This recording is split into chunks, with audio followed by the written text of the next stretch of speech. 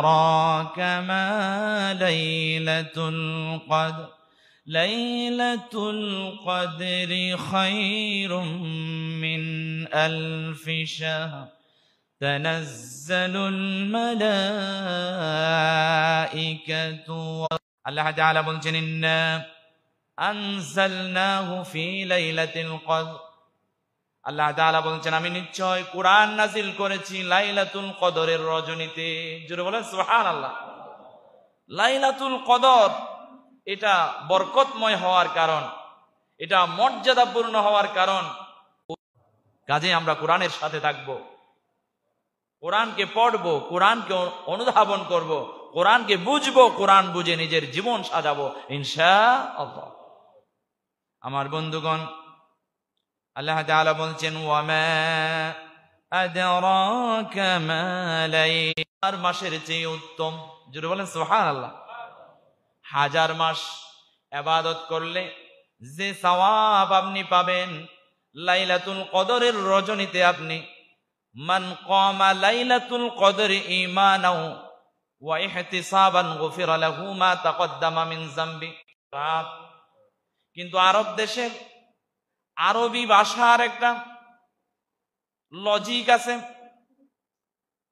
কোন আরব দেশের মানুষ যদি তদানীন্তন সময়ে আধিক্য বোঝাবার জন্য, বেশি সংখ্যক বোঝাবার জন্য বলছে 1 কুড়ি, 2 কুড়ি, 3 কুড়ি, 4 কুড়ি, 5 কুড়ি, 6 কুড়ি এরকম বলতো।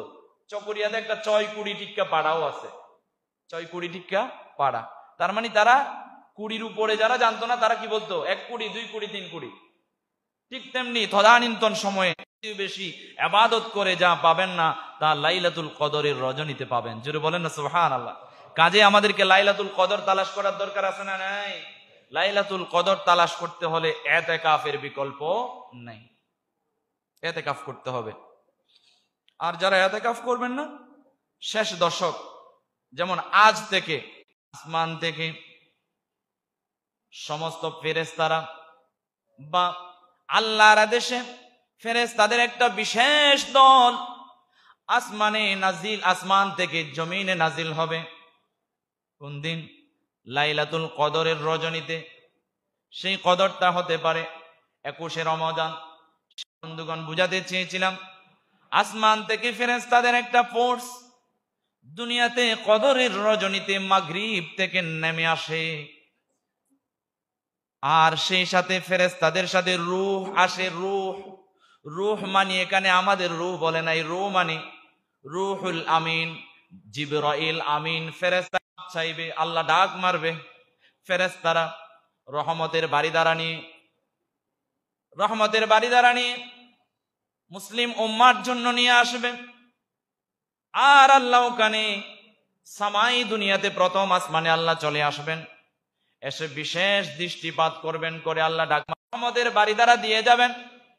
আর অতিরিক্ত যেগুলো থেকে যাবে, যারা নিতে পারবে না, সেগুলো পাহাড়ে পর্বতে গিয়ে ঢেলে দিয়ে আসবেন। দেখবেন পাহাড়ে সেখানে সার দিতে হয় না, সেখানে যত্ন নিতে হয় না। আপনার ঘরে একটা গাছ রোপণ করলে কত যত্ন করেন। আমার বন্ধুগণ, এরপরে আল্লাহ তাআলা সূরা কদরের শেষ আয়াতে বলছেন সালামুন হিয়া হাত্তা মাতলাইল ফজর। এই রাত, পুরো রাত শান্তিময় থাকবে, ফজর পর্যন্ত নিরাপদ থাকবে, কোনো মারামারি নাই, কোনো দুষ্কৃতি নাই। যখন রমাদানের শেষ দশক চলে আসে, লাইলাতুল কদর তালাশ করবার জন্য আল্লাহর প্যারা হাবিব সাল্লাল্লাহু আলাইহি ওয়াসাল্লাম পরিবার পরিজনকে নিয়ে উৎসাহ উদ্দীপনার সহিত রাত্রি জাগরণ করে ইবাদত করতেন। কাজেই আমাদেরকেও সহধর্মিনীর সাথে একসাথে এক কাঠে পর্যন্ত ঘুমাইতেন না। তার মানে তারা রাত্রিবেলা স্ত্রী সম্মুখ পর্যন্ত কি করে দিতেন? বন্ধ করে দিতেন রমজানের শেষ দশকে। জোরে বলেন না সুবহানাল্লাহ। আল্লাহকে পাবার জন্য, নিজের গুনাহ মাপের জন্য, নিজেকে আল্লাহর কাছে দামি বানানো করছেন, লাইলাতুল কদর হচ্ছে শেষ দশকের বেজুর রাতের ভিতরে। সুতরাং যদি তোমরা কেউ শেষ দশক প্রত্যেক রাতে ইবাদত করতে অক্ষম হও, অসুস্থতার কারণে, দুর্বলতার কারণে, তাহলে তোমরা ভুলে যেও না। বলেন ইন্নী উরিতু লাইলাতাল কদরি সুম্মা উনসিতুহা আও নুসাইয়িতুহা ফালতামিসুহা ফিল আশরিল আওয়াখিরি ফিল ওয়াত্রি। আল্লাহ আমাকে লাইলাতুল কদর দেখালেন। প্রথমে আল্লাহ রাসূলকে লাইলাতুল কদর কোন দিন হচ্ছে, কোন রাতে হচ্ছে দেখালেন। আবার আল্লাহ নবী বলছেন ফালতামিসুহা, আল্লাহ আবার আমাকে ভুলিয়ে দিয়েছেন। আল্লাহ আবার আমাকে লাইলাতুল কদর তালাশ করি, এমন ভাবে ইবাদত করি আল্লাহ যেন আমাদেরকে নাজাত দিতে পারে। জোরে বলেন না সুবহানাল্লাহ। সুতরাং প্রিয় হাজিরিন, গুনাহ থেকে ফিরে আসেন, গুনার দিকে তাকান। আপনি আর আমি গুনার দিকে তাকালে গুনাহ ছাড়া কিছু দেখতে পাই না। বনি ইসরাইলের সময়ে একটা বদমাইশ লোক ছিল, তো সে বলে আমার চাইতে নিকৃষ্ট ব্যক্তি হয়তো দুনিয়াতে নাই, আমি কুকুরের চাইতে খারাপ, নিজেই বলতো।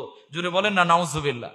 একদিন সে একটা মেয়েকে ভাড়া করে নিয়ে আসছে, রুমের এক কোনায় বসছে মেয়েটা, সে প্রস্তুতি নিয়ে আসার জন্য যাচ্ছে। তুমি বসো, আমি প্রস্তুতি বুক করে টাকা দিয়ে বের করে দিস।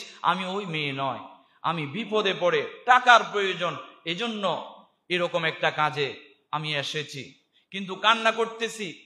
আমি তো একটা আল্লাহর বান্দি, এই অপরাধের কারণে কাল কিয়ামতের কঠিন ময়দানে আমি আল্লাহর কাছে আমার এই সুন্দর চেহারাখানা কেমনে দেখাবো? তুই কাঁদিস না, তুই শুধু আল্লাহর কাছে আজকে একটু আমার জন্য দোয়া কর। আমি তওবা করছি। তোর চোখের পানি দেখে, তোর আল্লাহর ভয় দেখে আমার অন্তরে যন্ত্রণা শুরু হয়ে গেছে। কিফলের অন্তরটা নরম হয়ে গেছে, বিগলিত হয়ে গেছে। সাথে সাথে আল্লাহর দরবারে কিফল তওবা করে দিয়েছেন। এরকম একটা লিখা তার ঘরের মধ্যে আরবি লিখা চলে আসছে। জুড়ে বলেন না সুবহানাল্লাহ। সুতরাং প্রিয় হাজিরিন, কিফল তো সেই তদানীন্তন সময়ের লোক, আর আমরা আল্লাহর নবীর উম্মত এবং শেষ জামানার উম্মত। আমরা যে লাইলাতুল কদর পাচ্ছি এবং রমাদানের শেষ দশক পাচ্ছি, এই রাত বলছেন যে মান আদরাকা রমাদান ফালাম ইউগফার লাহু কুলতু আমিন। আল্লাহ রাসূল সাল্লাল্লাহু আলাইহি ওয়াসাল্লাম হাদিস শরীফে ঘোষণা করছেন, ইন্না জিবরাইল আলাইহিস সালাম আরাদা লি ফাকালা বা'দা মান আদরাকা রমাদান ফালাম ইউগফার লাহু কুলতু আমিন। যে জিবরাইল আমিন দোয়া দিতে পারে নাই, আল্লাহর কাছে উত্তম হতে পারে নাই, তাহলে তার চেয়ে পুরা কপাল আর কেউ নাই। কেননা জিবরাইল আমিন দোয়া করছেন তার ধ্বংসের জন্য, বিতাড়িত হবার জন্য, আর আমিন বলেছেন স্বয়ং রাসূল পাক সাল্লাল্লাহু আলাইহি ওয়াসাল্লাম। জুড়ে বলেন সুবহানাল্লাহ। শুধু তাই নয়, আরো একটি দোয়া করলেন। এরপরে বা'দা সাল্লাল্লাহু আলাইহি ওয়াসাল্লাম বলবো, এরপরে 3 নম্বরে দোয়া করলেন বা'দা মান আদরাকা আবাওয়াইহিল কিবরু ইনদাহু আও আহাদুহুমা ফালাম ইউদখিলাহুল জান্নাহ কুলতু আমিন। যে ব্যক্তি তার পিতামাতা উভয়কে বয়োবৃদ্ধ অবস্থায় অথবা একজনকে পেয়েছে, তাদের সেবা শুশ্রূষার মধ্য দিয়ে ইতিকাফ, যেহেতু আজকে অনেকেই নিয়ত করেছেন ইতিকাফ করার জন্য, আমি ইতিকাফ নিয়ে আর একটু কথা বলি। ইতিকাফ করব আমরা কদর পাওয়ার আশায়, আর ইতিকাফ করব আমরা মাসুম হওয়ার আশায়। একজন ব্যক্তি যখন ইতিকাফ করে রমাদান মাসে শেষ দশকে চাঁদ, এভাবে এমন কিছু আমল আছে যে আমলগুলো আল্লাহ কবুল করলে তাকে নিষ্পাপ মাসুম বানিয়ে দেয়। হজ করলে হজ যদি কবুল হয় সেও মাসুম হয়ে যায়। যেটা বলেন সুবহানাল্লাহ। প্রিয় হাজিরিন, তাহলে ইতিকাফ মানে হচ্ছে নিজেকে মসজিদের মধ্যে কিংবা মহিলাদের জন্য নির্দিষ্ট কামরায় ইতিকাফ করেছে। হাদিস শরীফে আসছে, ইন্নান নবিয়্য সাল্লাল্লাহু আলাইহি ওয়াসাল্লাম কানা ইয়াতাকিফুল আশরাল আওয়াখির মিন রমাদান হাত্তা তাওয়াফাহু আল্লাহু সুম্মা আতাকাফা আজওয়াজাহু মিন বা'দিহি। আল্লাহর নবী সাল্লাল্লাহু আলাইহি ওয়াসাল্লাম মৃত্যুর আগ পর্যন্ত রমাদানের শেষ দশকে ইতিকাফ করেছেন। জুড়ে বলেন না সুবহানাল্লাহ। আল্লাহ নবী বলতে পারবে, ওই রুম থেকে শুধু বের করতে পারবে যদি বিশেষ প্রয়োজনীয় ওযু করতে হয়, গোসল করতে হয়। আর ইতিকাফকারীরা আমাদের দেশে দেখা যায় কিছু মসজিদে যারা ইতিকাফ করে রাস্তার ধারে গিয়া কথা বলে, অ্যান্ড্রয়েড মোবাইল নিয়ে ফেসবুক চালায়। এখন তো ফেসবুকের যুগ। আবার দুনিয়ার সব ব্যবসা বাণিজ্যের সব হিসাব মসজিদে এসে করে। শুধু ইবাদত করবেন। আবার 4-5 জন এতেকাফবাসী বসে একেবারে আড্ডাখানা, এভাবেও করা যাবে না। প্রিয় হাজরিন, এতেকাফ করবেন কেন? এতেকাফ করবেন নিজেকে মাসুম বানিয়ে, নিজের জীবনের সব গুনাহগুলো যেন আমরা ঝরাই ফেলতে পারি সেজন্য। আল্লাহ তাআলা জালাল কিফায়া, এটা যদি আমরা কেউ একজন না করি, আমাদের সকলের উপরে এটার হক থেকে যাবে, অপরাধ হয়ে যাবে আমাদের সকলের। তাহলে কাজেই এলাকার মধ্য থেকে যে কয়েকজন ভাই মুরব্বী যারা এতেকাফ করে, তারা সকলে আমাদের মাথার বোঝাটা হালকা করে দিল। জোরে বলেন না সুবহানাল্লাহ। তো এতেকাফবাসীদের জন্য আমাদের দোয়া করা, ওয়া মান ইয়াতাকাফা 10 সিনিনা ওয়া মান ইয়াতাকাফা ইয়াওমান ইবতাগা ওয়াজহাল্লাহি জাআলাল্লাহু বাইনাহু ওয়া বাইনান নারি সালাসা খানাদিক কুল্লু খানদাকিন আবআদা মিম্মা বাইনাল খাফিকাইন। জোরে বলেন সুবহানাল্লাহ। আল্লাহ নবী সাল্লাল্লাহু আলাইহি ওয়াসাল্লাম হাদিস শরীফে ঘোষণা করছেন, একদম সহিহ হাদিসের বর্ণনায় আসছে, শুধু গমন করছে। আল্লাহ নবী সাল্লাল্লাহু আলাইহি ওয়াসাল্লাম বলছেন, ওই ব্যক্তি ইতিকাফ করার চাইতে 1 বছর নয়, 2 বছর নয়, 10 বছর ইতিকাফ করার চাইতেও উত্তম কাজ করেছে। জোরে বলেন না সুবহানাল্লাহ। 1 বছর নয়, 2 বছর নয়, আল্লাহ নবী বলেন, আল্লাহ রাসূল সাল্লাল্লাহু আলাইহি ওয়াসাল্লাম বলেন, যদি আল্লাহর জন্য কোনো মানুষ 1 দিন ইতিকাফ করে, কয় দিন? জোরে বলেন। 1 দিন। এখানে যারা ইতিকাফ করবে তারা করবে কয় দিন, কয় রাত? 10 দিন 10 রাত। আর আল্লাহ বলছেন, 1 দিন যে ব্যক্তি ইতিকাফ করবে, তাহলে 3 পরিকার দূরত্ব হবে 6 দিগন্ত।